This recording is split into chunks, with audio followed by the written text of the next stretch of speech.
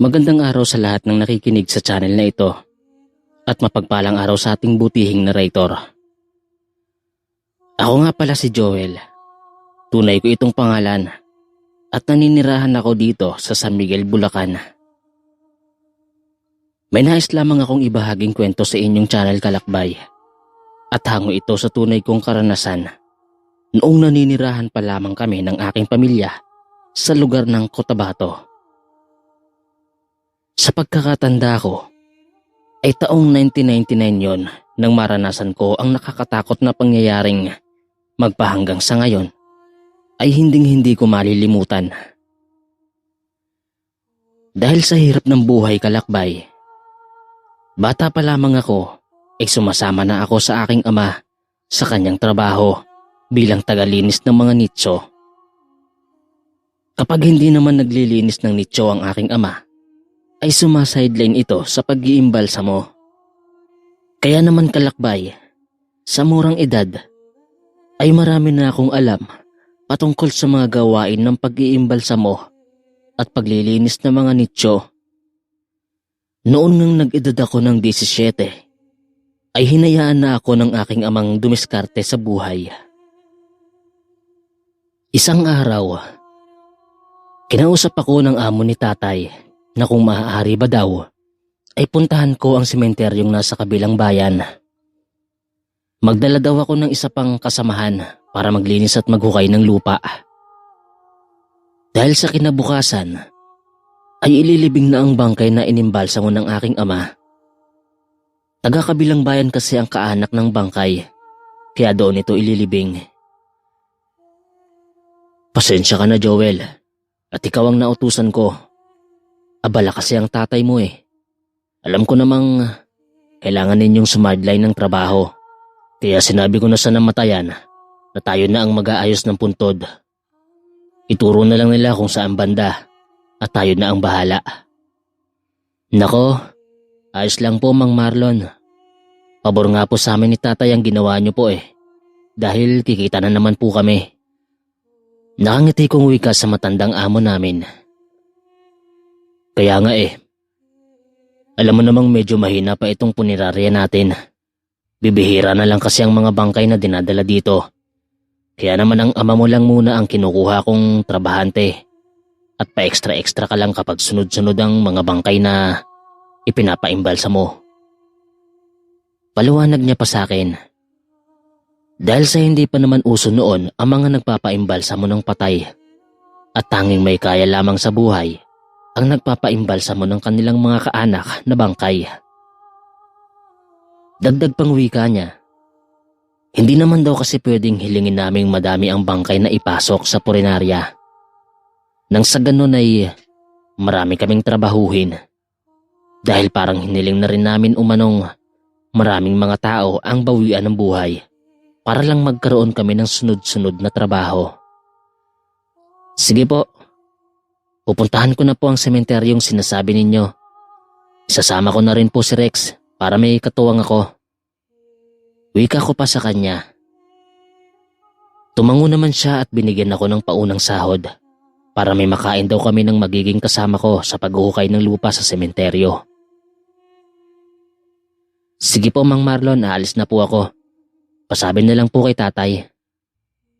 Pagpapaalam ko pa sa napakabait na amo ni tatay. Sa totoo lang po kasi Kalakbay, sa tuwing walang-wala kaming makain, ay kay Mang Marlon lamang kami lumalapit para humingi ng tulong at ni minsan ay hindi niya pa kami tinatanggihan. Kaya naman kapag siya naman ang nakiusap sa amin ni tatay at may ipinapagawa, ay agaran din namin sinusunod yon. Nang makaalis na ako sa purinarya, ay dumiretso na muna ako sa bahay para kumuha ng bigas. Naisip ko kasing sa sementeryo na lamang kami magsasaing ng kaibigan ko. Gagawan na lamang namin ng paraan para makapagsaing ng pananghalian. Dahil pasado 11:00 na ng mga sandaling yon, at kapag hindi kami pupunta kaagad sa sementeryo, ay baka abutan pa kami ng dilim sa paghuhukay. Bukas na ililibing yung bangkay. Ayon kasi sa amo ko, Hindi na daw ipapaburol pa ang bangkay. Diretso libing na raw dahil marami ang haka-hakang may nangunguha ng bangkay sa karatig lugar. Kaya kahit may kalayuan sa amin ang bayan na pinanggalingan ng bangkay, ay hindi nag-atubili ang mga kaanak. Sapagkat kapag doon daw sa kanilang bayan ipapaimbalsa mo ang bangkay, ay baka mawala umano iyon at mapalitan ng iba. Maraming kaso na rin daw kasi ang nangyayaring ganoon sa hindi malamang dahilan. Matapos kong kumuha ng bigas, ay bumili lang ako ng sardinas sa tindahan. Pagkatapos, ay pinuntahan ko na ang kaibigan ko. Palagi namang walang ginagawa yon, kaya naman noong sabihin ko sa kanyang may raket kami sa kabilang bayan, ay wala nang tanong-tanong pa, kaagad na siyang sumama. Mahigit 1 oras ang nilakbay namin ni Rex bago marating ang sementeryo sa karatig bayan. Pagkarating namin sa sementeryo, ay nakausap namin ang matandang nagbabantay na si Mang Ilyong, na sa palagay ko ay nasa 60 mahigit na yata ang edad. Sinabi namin sa kanya ang sadya namin, kaya naman sinamahan niya kaming pumunta sa pwesto kung saan maghuhukay ng lupa. May bagong libing po pala ngayon dito, Mang Ilyong. Sabi pa ng kaibigan ko nang makita naming may mga nag-uumpukang tao. Oo, kaya huwag kayong mag-iingay kapag naghukay na kayo ng lupa para hindi sila maistorbo. Tugon ni Mang Ilyong. Sige po, maghihinay-hinay lang po kami sa paghuhukay hanggat hindi pa po umaalis sa mga naglibing.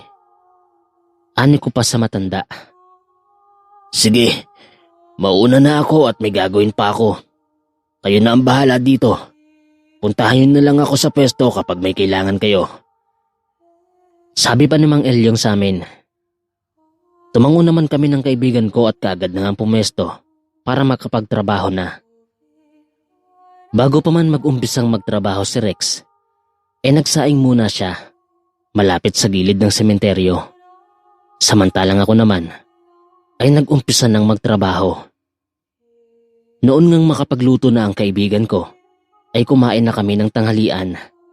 Pagkatapos, nag-umpisa ng magtrabaho. Dahil sa tanghali na kami nakapag-umpisa mga kalakbay, kung kaya't inabot na kami ng kainitan ng araw. Kaya naman nung sumapit ang 2:00 ng hapon, ay napagpasya na muna naming sumilong dahil napakasakit na ng sinag ng araw na tumatama sa balat namin. Mamaya na natin tapusin ang ginagawa natin, par. Napakainit na eh. Magpahinga na muna tayo. Ani ko sa kaibigan ko.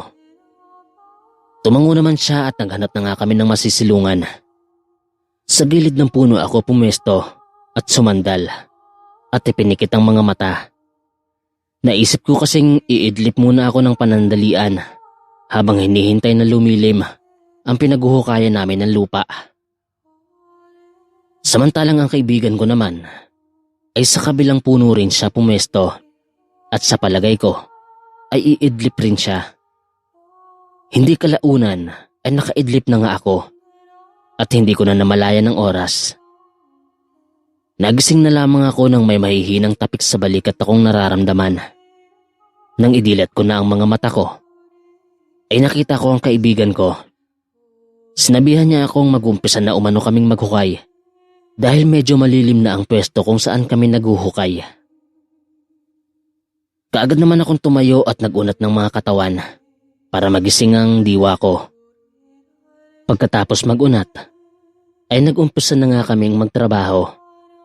Sa paglipas ng mga oras at magdidilim na, ay natanaw namin si Mang Ilyong na naglalakad papalapit sa kinaroroonan namin.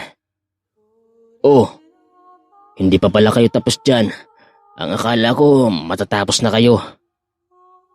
Anya pa sa amin nang makalapit na. Sinabi ko namang kaunti na lang matatapos na ang ginagawa namin. Siguro mga 1 oras na lang tapos na kami. Ganoon ba? Siya sige. Hintayin ko na lang kayo dahil mahirap na kung iiwan ko kayo dito sa loob ng sementeryo. Magdidilim na pa naman. Wika pa niya sa amin. Nakakahiya naman po. Kahit wag niyo na po kaming hintayin, Mang Ilyong. Umuwi na po kayo para makapagpahinga na po kayo sa bahay niyo.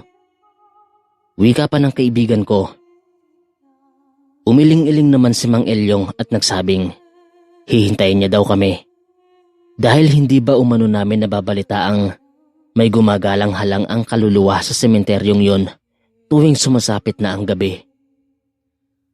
Anong ibig niyo pong sabihin, Mang Ilyong? Tanong pa ng kaibigan ko at sandaling itinigil ang ginagawa. Sinabi naman ng matandang ilang beses na siyang nakakita ng mga hinuhukayang puntod tuwing papasok siya, kinaumagahan, at mag-iikot-ikot sa kabuuan ng sementeryo. Sinabi niya naman sa mga taga-barangay ang nangyari, pero hanggang ngayon ay wala pa ring aksyon ng mga yon. Ang palaging sinasabi lang ng mga taga-barangay ay baka may nagawing baliw o magnanakaw lang. Magnanakaw lang umano ng nagnanais nakawin ang anumang bagay na nasa loob ng nicho. Mga halangang kaluluwa, pati pananahimik ng patay ay dinidisturbo nila. Hindi na sila naawa. Sabi pa ng matanda at umupo sa may malaking punong nakatumba habang pinapanood kami. Marami pa nga kaming napagkwentuhan hanggang sa napadako na ang kaibigan ko at nagwika kay Mang Ilyong ng, hindi kaya aswangan dumali sa mga bangkay, Mang Ilyong? Kasi isipin nyo na lang po ha, sino naman na magbabalak magnakaw dito sa sementeryo? Kung ako lang ang magnanakaw, doon na ako magnanakaw sa mga malalaking tindahan. Sureball yun, tiba-tiba ang perang kinikita. Ay nako, bilisan nyo na lang ang ginagawa ninyo para sabay-sabay na tayong makauwi. Kung hindi lang ako naaawa sa inyo, iiwanan ko na kayo dito. Kaso, mga dayo kayo dito sa lugar namin. Baka mamaya, kapag iniwan ko kayo, may mangyaring masama sa inyo. Cargo de konsensya ko pa. Anito pa sa amin. Kaagad na nga naming binilisan ang ginagawang trabaho. Ilang sandali na nga lumipas. Habang naghuhukay kami, ay may nasipat akong babaeng nakatayo sa bagong puntod na nasa di kalayuan sa amin. Nakasuot yun ng kulay itim na bestida at nakatalikod mula sa kinaroroonan namin. Kaya naman likod lamang ang natatanaw ko. Subalit mga kalakbay, kahit nakatalikod ang babae, ay masasabi kong mga nasa edad 40 ay mahigit pa lamang yon. Base na rin sa tindig at pangangatawan ng babae. Mahaba at kulot ang buhok nito na umaabot hanggang sa puwetan. Napansin kong hindi gumagalaw ang babae sa kinatatayuan at nananatiling nakayuko lamang ito. Kaya naman naisip kong baka kaanak ito nang namatay at nahuli lamang ng dating. Kaya naroroon iyon sa harapan ng puntod at marahil ay nagdarasal yon. Naalis lamang ang atensyon ko sa babae nang bigla akong tinapik ng kaibigan ko sa balikat at tinanong kung bakit nakatulala umano ako. Sino bang tinitingnan mo dyan at kanina ka pa nakatulala? Tanong niya sa akin. Napamaang naman ako at napatingin sa kaibigan ko. Noong akmang sasabihin ko na sana sa kanya ang tungkol doon sa babaeng nakaitim na nakita ko, ay hindi ko na naituloy pa. Sa kadahilan ng noong ibalik ko ang tingin sa babae, ay bigla na lamang iyong nawala sa kinatatayuan. Teka, nasaan na ang babaeng yun? Sambit ko pa sa aking sarili. Hoy tol, ano na? Sino bang tinitingnan mo dyan?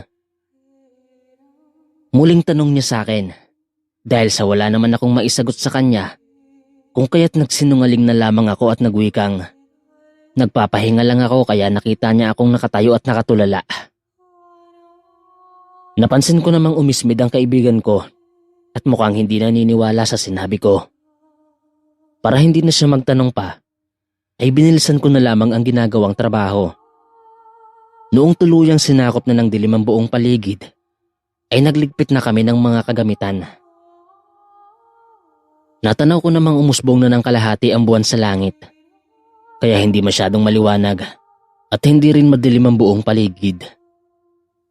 Ay salamat naman at natapos na rin tayo sa wakas. Wika ko pa habang ibinabalik sa lagayan ang mga kagamitan naming ginamit. Buti naman at natapos na rin. Dahil malapit na akong makatulog sa kakahintay kung kailan kayo matatapos sa ginagawa nyo. Wika pa sa amin ni Mang Ilyong. Napangiti naman kaming humingi ng pasensya sa matanda dahil natagalan kami sa ginagawa. Siya, bilisan nyo na rin yan para makauwi na tayo. Utos pa sa amin ng matanda. Eto na po Mang Ilyong, patapos na po kami. Inaayos ko na lang itong lona. Baka kasi biglang umulan mamaya. Malagyan pa ng tubig itong ginawa naming butas. Wika ko pa sa matanda. At agaran nang hinigpitan ng mga panali sa magkabilaan. Nang matapos na ako ay kaagad na kaming naglakad palabas ng sementeryo. Noong papaliko na sana kami ng daanan, ay may nasipat akong anino sa dilim na naglalakad. Noong sundan ko naman ang tingin, ay nakita kong ang babaeng yun kaninang nakatayo doon sa bagong puntod. Magsasalita na sana ako nang biglang nabuo sa aking isipan ang kuryosidad. Dahil sa kakaiba ang lakad ng taong nakita ko. Para kasing baliko ang mga paa at tila bigat na bigat ito sa katawan. Nakita ko pang may hawak-hawak siyang asarol na sumasayad sa lupa. Maya-maya pa ay nanlaki ang mga mata ko at sinabi kay Mang Ilyong ang nakita ko. Kaagad naman kaming hinatak ng matanda papunta sa mataas na ataol na lagpas sa tao at nagkubli. Mang Ilyong, bakit po tayo nagtatago? Baka yun na po yung sinasabi niyong magnanakaw. Pabulong ko pang saad sa matanda. Sinenyasan niya naman akong huwag maingay. At sundan na lang namin ang tingin ang babaeng may karay-karay na asarol. Hindi tao ang nakita mo, bata. Hindi ordinaryong tao ang babaeng yan. Bulong pa ni Mang Ilyong sa amin. Napatingin naman ako sa kanya at tinanong siya ng, kung hindi ordinaryong tao ang babaeng yan, ano po? Kung tama ang hinala ko, isang balbal ang nilalang na yan. Balbal? Ano po yun? Tanong kong muli. Ang balbal ay isang uri ng aswang na mga patay na tao lamang ang kinakain. Hali kayo, sundan natin ang balbal na yon kung ano ang gagawin niya. Wika pa sa amin ni Mang Ilyong at sinabihan kaming magdahan-dahan lamang sa paglalakad para hindi kami mabisto at maalarma ang balbal. Kahit na hindi ako masyadong naniniwala sa sinasabi ni Mang Ilyong mga kalakbay, sumunod na lamang kami ng kaibigan ko sa kanya. Nakita ko kasing kanina na kawangis naman ng tao ang babaeng may bitbit na asarol. Medyo kakaiba nga lang iyon kung maglakad. Kung kaya't medyo tagalid talaga ang paniniwala ko patungkol sa sinasabi ni Mang Ilyong na isang uri ng aswang umano ang babaeng nakita ko. Sa bilis ng pangyayari, ay hindi na namin nasundan pa ang babae. Napatanong na lamang ako kung nasan yon at bakit parang ang bilis namang makalayo. Tara, pumunta tayo sa puntod ng bagong libing na bangkay. Nasisiguro kong doon nagtungo ang balbal na yon. Wika pa sa amin ni Mang Ilyong at nagpatiuna na ngang maglakad. Makaraan nga ang ilang sandali at papalapit na kami sa puntod na sinasabi ni Mang Ilyong, ay nakaramdam na ako ng kakaiba. Sa hindi ko malamang dahilan kalakbay, ay bigla na lamang akong nilukob ng takot sa sarili. Umalinsangan na rin ang buong paligid at nakakarinig na kami ng mayat-mayang paghagok ng baboy na parabang nasa malapit lamang yon. Nang medyo makalapit na kami, ay pinagkubli kami ng matanda sa isang nicho at sinabihan kaming pagmasdan namin umano kung ano ang gagawin ng babae. Nang sa ganon ay maniniwala na kaming totoo ang aswang talaga. Noon man tinitignan namin ang babae, ay nakita kong binubungkal na ito ang lupa.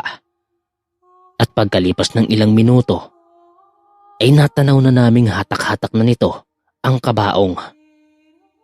Pagkatapos ay walang kahirap-hirap na binuksan nito ang ataol. Sa maniwala man kayo at sa hindi mga kalakbay, ay kitang-kita ko sa liwanag ng buwan kung paanong itinarak at dinukot ng mahahabang kuko ng balbal ang laman loob ng bangkay. At takam na takam ito at walang pag-aalinlangang nilantakan ng kalilibing pa lamang na bangkay. Kamuntikan pa akong masuka dahil sa nakakarimarim na pangyayari. Mabuti na lamang at natakpan ko ang bibig ko kung kaya't hindi ako nakagawa ng ingay. Noong balingan ko naman ang matandang si Mang Elyong, ay nanlaki ang mga mata nitong namumutla ang mga labi. At sa tingin ko, ay hindi rin siya makapaniwala sa nasaksihang kaganapan. Subalit hindi na napigilan ng kaibigan ko ang masuka. Dahilan para makagawa siya ng ingay. Noon ngang tignan ko uli ang balbal, ay ganoon na lamang ang hilakbot na nararamdaman ko at napakalakas ng kabog ng dibdib ko dahil sa bigla na lamang naging buhaghag ang mga buhok nito na animoy pusa o asong nagulat at biglang nagalit na nagtataasan ng mga balahibo. Idagdag pa ang napakakapal nitong kilay at nagbabagang namumula ang mga mata at namamaga ang magkabilang pisngi. Dahil sa abalang-abala ito sa kakanguya. Mabalasik itong nakatingin sa amin. Nagulat naman ako nang sumigaw si Mang Elyong na tumakbo na umano kami. Sabay nagpatiunan ng kumaripas ng takbo. Kaagad naman kaming sumunod ng kaibigan ko. Iniwan na nga namin ang mga gamit nang sa ganun ay makatakbo kami ng mabilis. Bilisan niyong tumakbo, dalian niyo na. Muling sigaw pa sa amin ni Mang Elyong at sandali kami nitong nilingon. Bagamat abot langit na ang kabang nararamdaman ko ng mga oras na yun mga kalakbay, ay hindi ako nagpadala sa takot na nararamdaman. Bagkus ay mabilis kaming tumakbo ng kaibigan ko papalapit kay Mang Elyong. Nang makalapit na nga kami sa matanda, ay nagwika siyang dumiretso kami sa labas ng sementeryo at humingi ng tulong. Naagaran naman naming sinunod. Habang tumatakbo nga kami, ay naririnig ko na ang mga yabag ng mga paa na parabang mga kabayong naghahabulan papunta sa kinaroroonan namin. Pagkatapos ay ang mahihinang paghagok ng nilalang na halos bumubulong na lang sa aming tenga. Sa pagtakbo namin, di kalaunay nakita kong huminto si Mang Elyong sa pagtakbo. Gawa ng hinihingal na ito. At para bang inaatake ng hika. Napapakapit sa dibdib at sumalampak sa lupa ito. Mang Elyong, tara na po. Baka maabutan tayo ng balbal. Sigaw ko sa kanya at sandaling tumigil. Natanaw ko na kasi ang labasan ng sementeryo. Sa hinihingal na boses, ay narinig kong inutusan kami ng matandang magpatuloy na sa pagtakbo at humingi ng tulong sa mga taong dumaraan sa labas ng sementeryo. Dalian nyo na! Tumakbo na kayo at humingi ng tulong! Muli niyang sigaw sa amin. Tiningnan ko naman ang kaibigan ko at sinabihang tumakbo na siya palabas ng sementeryo at siya na ang humingi ng tulong. Dahil hindi pwedeng iwanan ko sa ganoong sitwasyon ng matanda. Naisip ko kasing baka kapag iniwan namin siya, ay patayin siya ng aswang. Nang sa ganun ay makain nito ang katawan ni Mang Elyong. Matanda pa naman na siya at mukhang inaatake pa yata ng hika. Kaagad na akong lumapit sa matanda at inalalayang makatayo. Ayos lang po ba kayo? Pag-aalalang tanong ko sa matanda. Sasagot na sana siya nang sa walang ano-ano'y. Bigla na lamang kami nakakita ng dambuhalang aso. At marahan itong naglalakad papalapit sa amin habang umaangil. Mas lalo pang nadagdagan ang takot ko nang mapansin kong kumakaskas na ito sa lupa na parabang anumang sandali ay susunggaban na kaming dalawa ni Mang Elyong.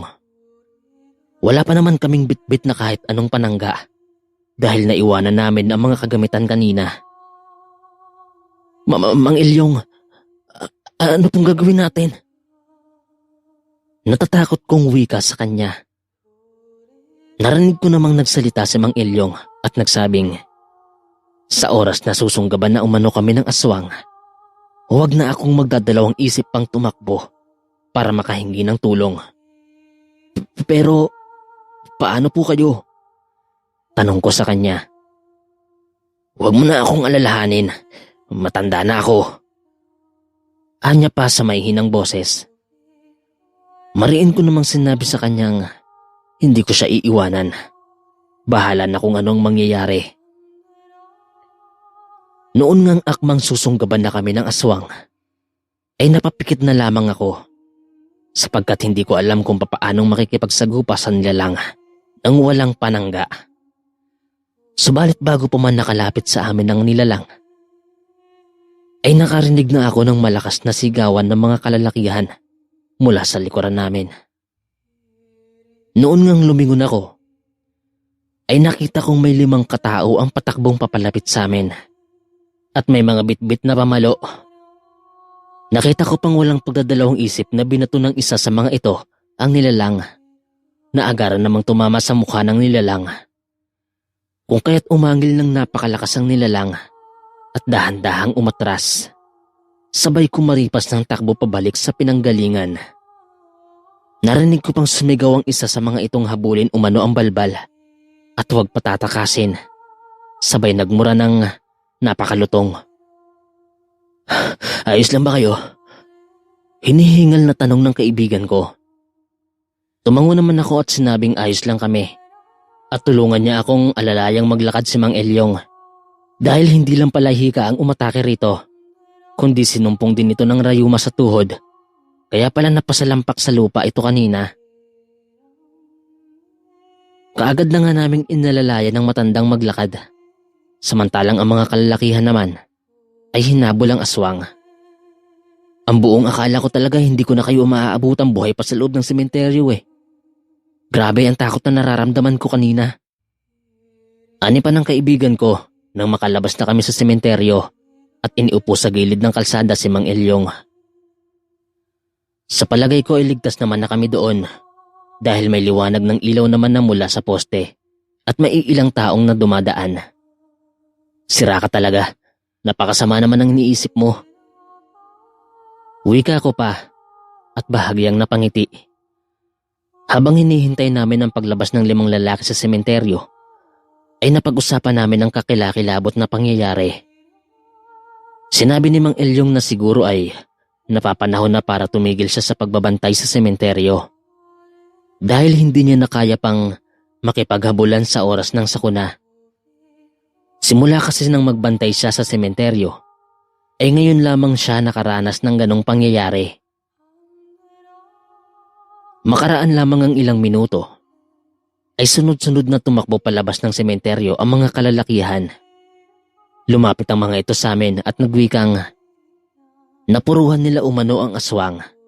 Subalit sadyang napakadulas at napakaliksi ng aswang. Kung kaya't walang kahirap-hirap na nakatakas yun.